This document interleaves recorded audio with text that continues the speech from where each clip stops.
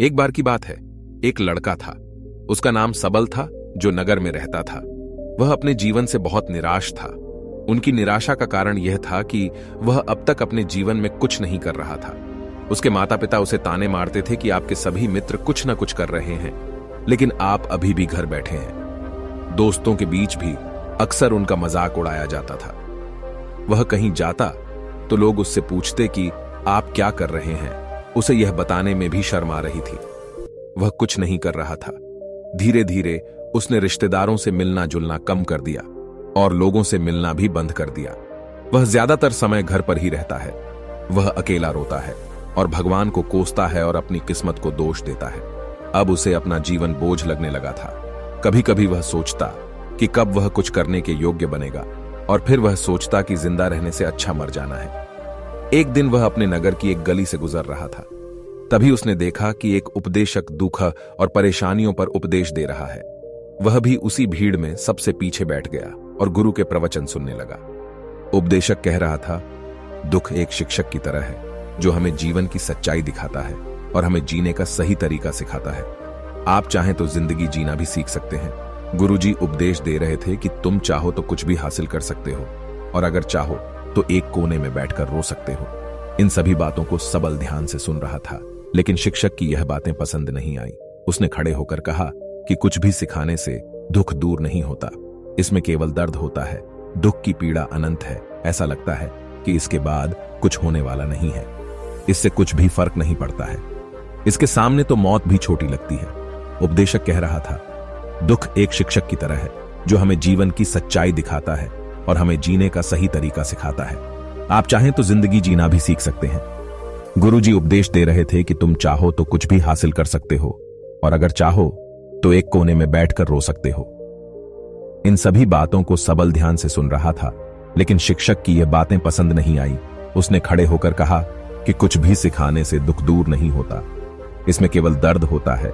दुख की पीड़ा अनंत है। ऐसा लगता है कि इसके बाद कुछ होने वाला नहीं है। इससे कुछ भी फर्क नहीं पड़ता है। इसके सामने तो मौत भी छोटी लगती है। उपदेशक ने कहा, फिर तुम्हारा दुख क्या है? सबल ने उसके सामने अपनी सारी व्यथा सुनाई और पूछा, मेरे दुख का कोई उपाय है तुम्हारे पास? यह सुनकर शिक्षक मुस्कुराए और बोले, तुम उस दिन मेरे पास आओ जब आपके जीवन में वास्तविक दर्द हो। मैं आपकी समस्या का समाधान अवश्य करूंगा। यह कहकर गुरु वहां से चला गया। सबल ने सोचा, कहीं मेरा दुख नकली तो नहीं है? क्या मैं जिस दर्द से गुजर रहा हूं वह नकली है? मेरा दुख कोई नहीं समझ सकता। जब माँ बाप नहीं समझते तो गुरु क्या समझेगा? उनके दुखों से व्यथित होकर सबल ने एक फैसला लिया कि अब वह कुछ करेगा। सबल ने एक छोटा व्यवसाय शुरू किया, पर उसे सफलता नहीं मिल रही थी। लेकिन उसके घर वाले पूछते हैं कि क्या वह कुछ कोशिश कर रहा है। वह अपने व्यवसाय में लगा रहा और धीरे धीरे उन्हें सफलता मिलने लगी।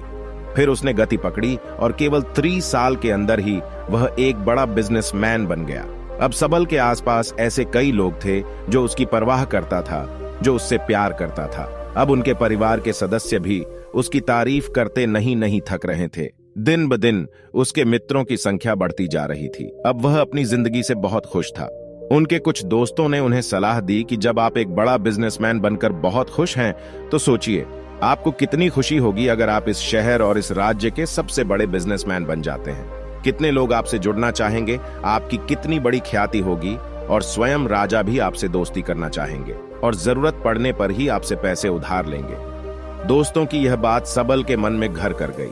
अब वह और पैसे कमाने की कोशिश करने लगा, लेकिन उसे यह सब बहुत ही जल्दी चाहिए था। वह समय बर्बाद नहीं करना चाहता था। उनका अधिकांश समय इन चीजों को प्राप्त करने में गलाने लगा।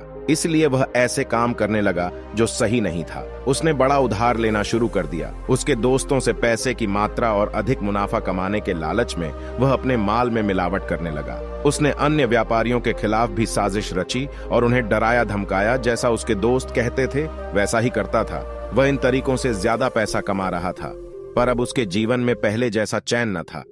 उनके मन की शांति गायब हो गई थी और वह रात को सो नहीं पाता था। वह हंगामे में रहता था। वह सब कुछ पाकर भी उन्हें किसी चीज में सुख नहीं मिल रहा था। एक दिन सबल अपनी गाड़ी में कहीं जा रहा था। तभी रास्ते में उन्हें उपदेशक का आश्रम दिखाई दिया। वह रुका और गुरु के पास जाकर बोला, संत, आपने मुझे मेरे पास आने के लिए कहा था। जब मेरे जीवन में सच्चा दुख आता है। अब मैं बहुत दुखी हूं कि मेरी नींद हराम हो गई है। मुझे कहीं भी शांति नहीं मिल रही है। इस प्रकार सबल ने अपनी सारी समस्याएं गुरु को बता दी। गुरु ने कहा, जब तुम पहली बार मुझसे मिलने आए थे तब भी तुम किसी दुख में थे। आपने उस दर्द से क्या सीखा? सबल ने कहा कि सिर्फ सोचने और चिंता करने से कुछ नहीं होता। आपकी दृष्टि को सच करने के लिए यह कार्रवाई करता है, और सिर्फ काम करने से कुछ नहीं होता, परिणाम भी मिलना चाहिए। जब आपको लगता है कि आपका लक्ष्य हासिल नहीं होने वाला, तब राह में चाहे कितनी भी मुश्किलें आ जाएं, मन कितना भी निराश क्यों न हो, कितना भी लगता हो कि अब कुछ नहीं होने वाला है, तभी विश्वास करें, मैं जो भी कर रहा हूं उसमें अवश्य सफल होऊंगा। लोग केवल सफल लोगों का सम्मान करते हैं। कोई कितना भी अच्छा क्यों ना हो, वह हमेशा लोगों की नजरों में बोझ बने रहते हैं।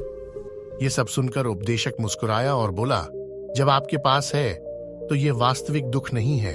अपने जीवन में वास्तविक दुख आए तब मेरे पास आओ, मैं उसे ठीक कर दूंगा। सबल ने जाते समय साधु को सोने के सिक्कों से भरा घड़ा भेंट किया। घड़े को देखकर गुरु ने कहा कि यह मेरे किसी काम का नहीं है, उस पेड़ के नीचे गड्ढा खोद कर गाड़ दो। सबल ने घड़े को पेड़ के नीचे दबा दिया, जैसा कि गुरु ने बताया, और वहां से चला गया। कुछ दिनों से कारोबार ठीक चल रहा था, लेकिन व्यापार के गलत तरीके के कारण धीरे धीरे उसे व्यापार में घाटा होने लगा। उसकी सारी दौलत धीरे धीरे खत्म होने लगी, और एक दिन ऐसा भी आया जब उसके पास कुछ भी नहीं बचा और उस पर कर्ज का बोझ चढ़ गया था। परंतु वह निश्चिंत था, क्योंकि उसने अपना सारा कर्ज अपने दोस्तों से लिया था। उसने सोचा कि उसके दोस्त बुरे वक्त में उनके साथ खड़े रहेंगे, लेकिन ऐसा कुछ नहीं हुआ। जैसे ही बुरा वक्त आया, दोस्त पहले उससे कर्ज मांगने लगे। अगर उसने कर्ज नहीं लौटाया, उन्होंने उसे जान से मारने की धमकी भी दी। उनके सभी शुभचिंतक और प्रियजन उससे दूर हो गए। उसके दोस्त जो उसके साथ मस्ती किया करते थे, अब उससे दूर भाग रहे थे।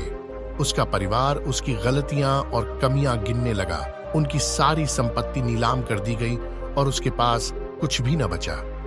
जब उसने अपने पिता से मदद मांगी, पिता ने कहा कि मेरे पास थोड़ी सी संपत्ति है, मैं तुम्हारी मां को क्या कहूंगा अगर मैं तुम्हें दे दूं?